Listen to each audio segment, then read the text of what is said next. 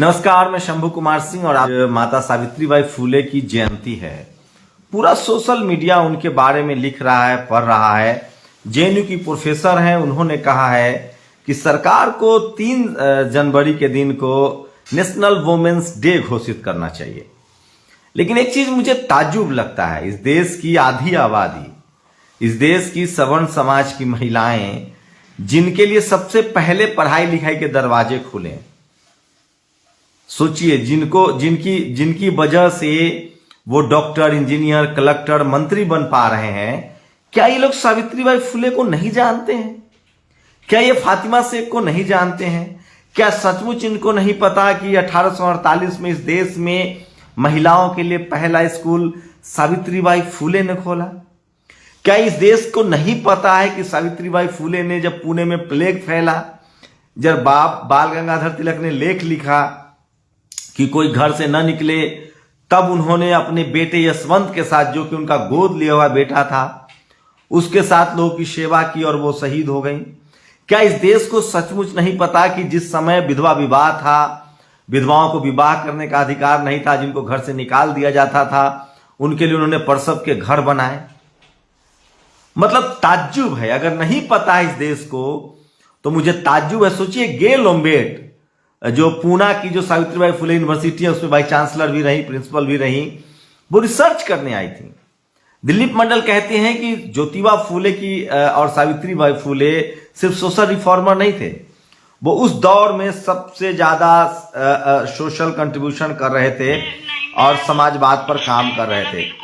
लेकिन मुझे कई बार ताज्जुब होता है कि इस देश में हर चीज लोग को पता है, पता होना भी चाहिए, लेकिन क्या अपने ही देश में कोई महिला, जिन्होंने आज से 1848 1840 के आसपास 200 साल पहले इतना काम किया हो इस देश की तरक्की के लिए, महिलाओं की तरक्की के लिए, इस देश में सामाजिक ताना बाना को ठीक करने के लिए, इस देश के सवर्ण समाज के लोगों को पता नहीं है, सवर्ण महिलाओं को पता नहीं है, या फिर जानबूझकर ये सब किया जाता है?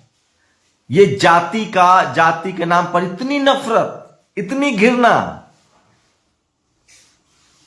मतलब मैं तो हक्का बक्का हूं कि सोशल मीडिया का दौर है, सब एक दूसरे को जानते हैं, सब एक दूसरे के बारे में लिखते हैं, उसके बाद भी माता सावित्रीबाई फुले के बारे में लोग नहीं लिखते हैं।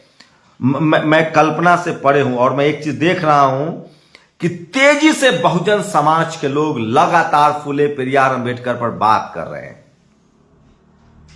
सोचिए, मुझे ताज्जुब होता है, इस देश में बाबा साहब की जयंती पर पॉलिटिकल पार्टियों की मजबूरी है, छोड़ दीजिए, तो एक समाज के तौर पर हम लोग जातियों में बढ़ जाते हैं।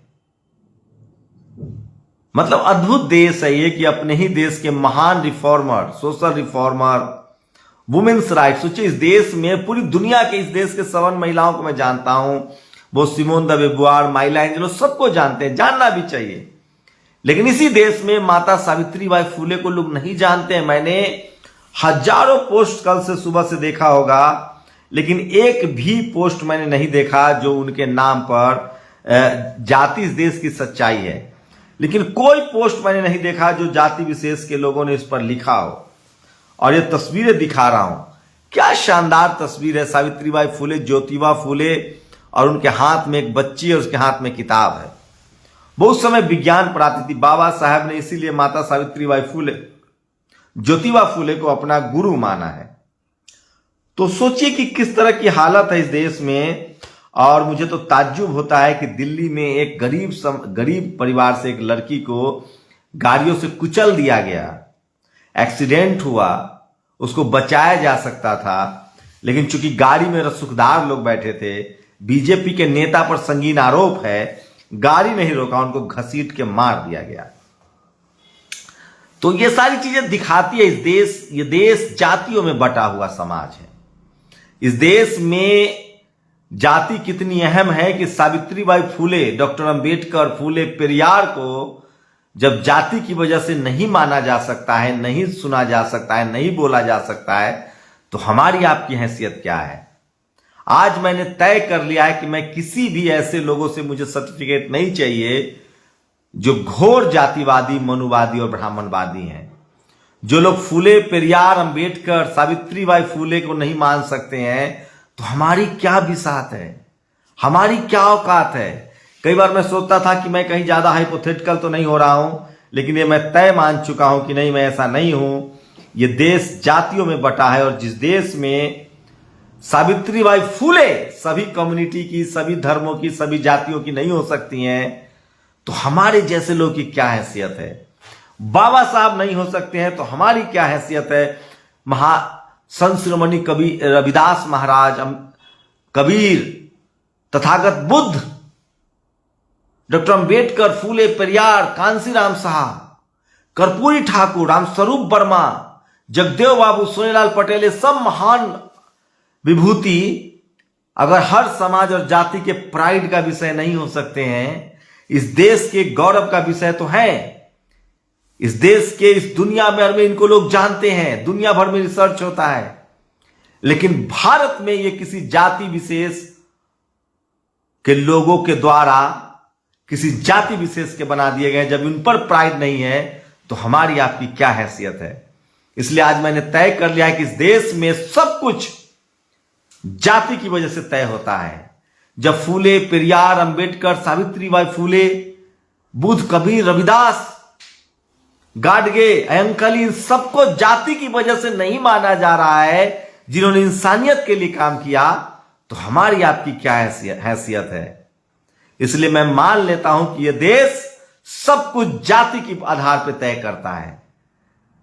मुझे नहीं पता कब इस देश में संविधान लागू होगा पूरी तरह से और जातिवाद खत्म होगा, लेकिन मैं इस देश के तमाम शोषित, वंचित और पीड़ित समाज से कहता हूं कि आप अपनी कम्युनिटी के आधार पे, आप अपने समाज के आधार पे मानवता के लिए काम कीजिए। उन लोगों की बिल्कुल परवाह मत कीजिए जो जाति के लाभार्थी हैं। वो जब फूले, पेरियार, अंबेडकर के नहीं हो सकते हैं, सावित्रीबाई फूले के नहीं हो सकते हैं, तो दिल्ली में किसी बच्ची की हत्या कर देने पर उसके खिलाफ कहां से निकलेंगे। इसलिए आपको अपनी लड़ाई फूले, पेरियार, अंबेडकर की तरह खुद ही लड़नी पड़ेगी। शुक्रिया।